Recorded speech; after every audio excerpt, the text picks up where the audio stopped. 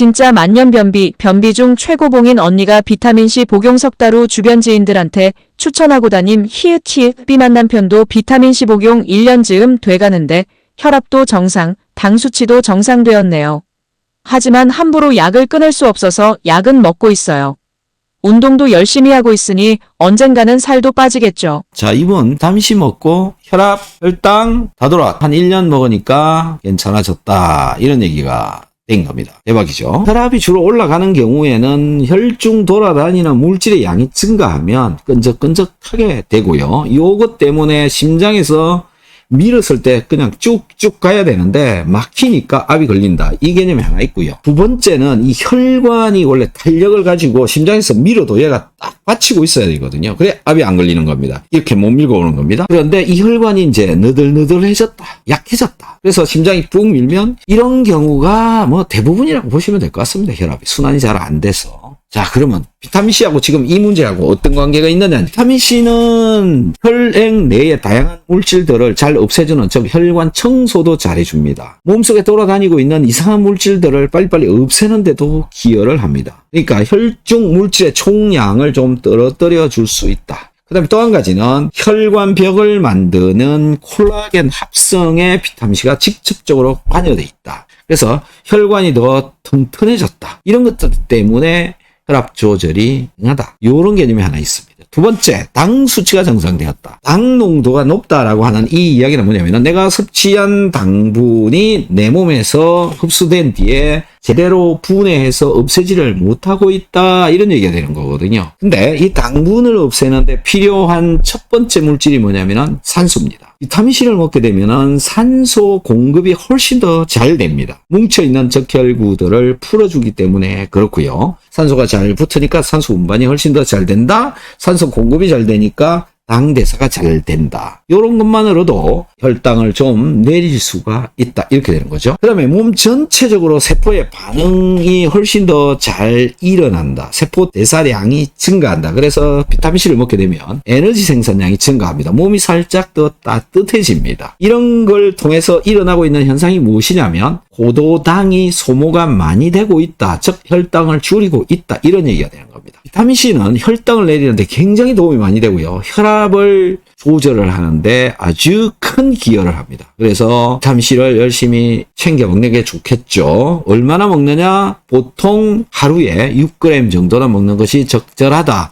그것보다 더 많이 드시는 분들도 많다라는 겁니다. 이렇게 하시면 여러분들이 훨씬 더 젊어지고요. 훨씬 더 건강해질 수가 있다. 이렇게 보시면 될 것 같습니다. 비타민C는 장 건강, 면역력, 항산화 효과 등 다양한 긍정적 영향을 줄 수 있다는 연구 결과들이 많이 있습니다. 자, 실제로 꾸준히 복용했을 때 변비 개선 효과도 임상적으로 보고되어 있고 혈압과 혈당에도 도움이 될 수 있다는 논문이 있습니다. 운동과 식이 조절을 병행하면서 체중 감량 효과도 분명히 나타날 수 있습니다. 경험, 소감, 과학적인 근거는 어떤 게 있느냐? 요 아래쪽에 있습니다. 요거는 여러분들이 한번 읽어보시면 좋을 것 같습니다. 혈압에 관한 연구가 있고요. 특히 혈압으로 고민하시고 혈당으로 고민하시고 계신데 비타민C 안 드시고 계신다. 이런 분들 비타민C 꼭 드셔보시기 바랍니다. 혈압이나 뭐 혈당을 위해서가 아니더라도 다른 것을 위해서도 굉장히 좋아지는 것을 알 수가 있는데요.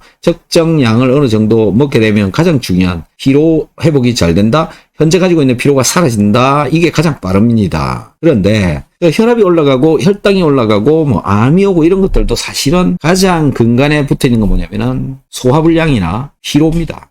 소화가 잘 되도록 해야 되고 피로를 없애야 몸이 기능을 제대로 할 수 있고 그래야 혈압도 내리고 혈당도 떨어뜨릴 수가 있게 되는 것인데 혈압 높으니까 혈당 높으니까 약만 먹고 있고 피로는 개선을 시키지 않는다. 이러면 해결하기가 어렵습니다. 피로가 개선되면 혈압 혈당 조절하기가 훨씬 더 쉬워집니다. 자율신경 조절 능력이 올라가게 됩니다. 그런 역할을 하는 것이 바로 비타민C다. 우리나라의 혈압 환자, 당뇨 환자 얼마나 많습니까? 비타민C 하나만 잘 먹어도 충분히 여러 효과들을 볼 수가 있다라는 겁니다. 안녕하세요. 남편이 콜레스테롤이 있어서 키토산을 조금 먹어보니 화장실을 자주 가서 깜짝 놀랐다고 합니다. 저는 키토산은 먹지 않지만 음식으로 식이섬유를 먹으니 화장실도 잘 가고 좋은데요. 요즘 식이섬유가 안 좋다고 모 방송에서 나오는데 좀 헷갈립니다. 저는 식이섬유 먹어야 된다라고 말하는 사람입니다. 키토산은 식이섬유질입니다. 키토산이나 식이섬유 모두 쓰임새와 상황을 잘 알고 먹으면 매우 유익한 성분입니다. 다만 과도하게 복용하거나 장 상태가 안 좋은 사람에게는 일시적으로 불편을 줄 수 있습니다. 일시적이다라는 거죠.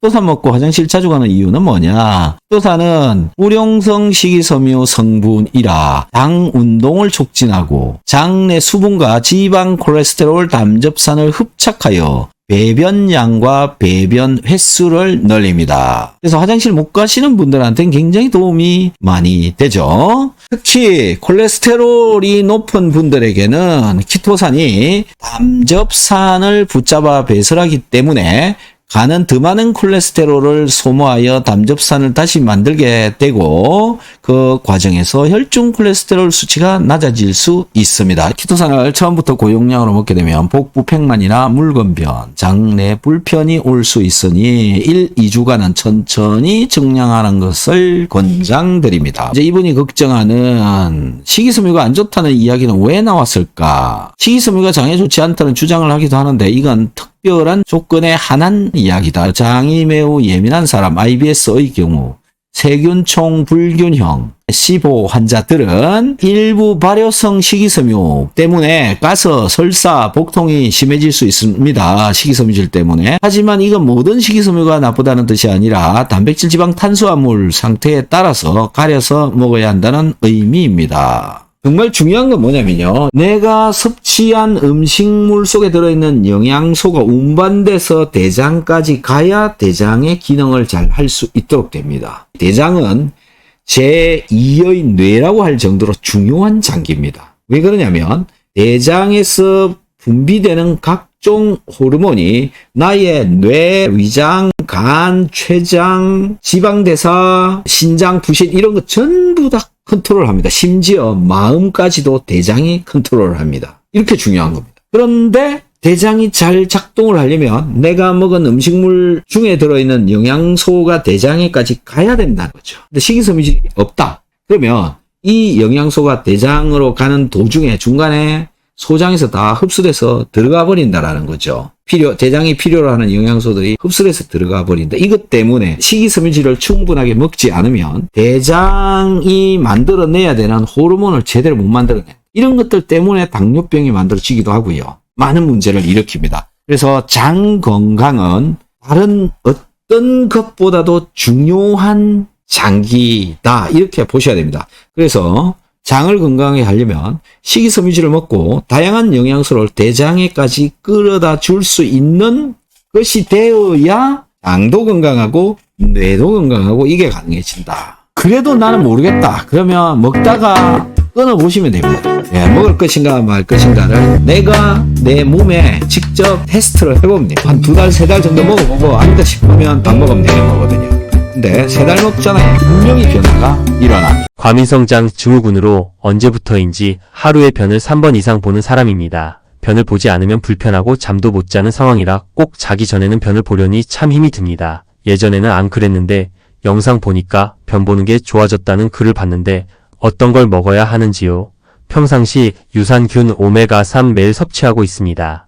예전에는 변 보기 힘들면 식이섬유, 차선자피도 복용했는데 가끔씩 팽만감이 들어 안 먹게 됩니다. 근데 장을 건강하게 하는 유일한 방법은 대장의 각종 영양소가 잘 가도록 해주는 겁니다. 식이섬유질 잘 챙겨 먹는다. 그래서 키토산을 먹는 게 좋다. 이렇게 되는 거죠. 그 다음에 또 한 가지는 유산균을 적절하게 잘 조절을 해서 장을 건강하게 하는 방법. 그래서 유산균을 여러 종류들을 잘 골라서 이 섭취를 좀 많이 해보는 겁니다. 이것도 양입니다. 양을 어떻게 먹느냐에 따라서 굉장히 중요합니다. 그 다음에 장을 건강하게 하는 방법 중에 한 가지가 뭐냐면 오메가3와 같은 지방산을 좀 많이 먹는 겁니다. 그러면 장 건강에 분명히 영향을 줍니다. 장이 많이 좋아집니다. 그 다음에 이 장이 에너지를 잘 못 만들어서 문제가 많이 생기는데요. 장에 에너지를 잘 만들 수 있도록 하는 성분 중에 글루타민이라고 하는 아미노산이 있습니다. 이 아미노산 종류가 4가지가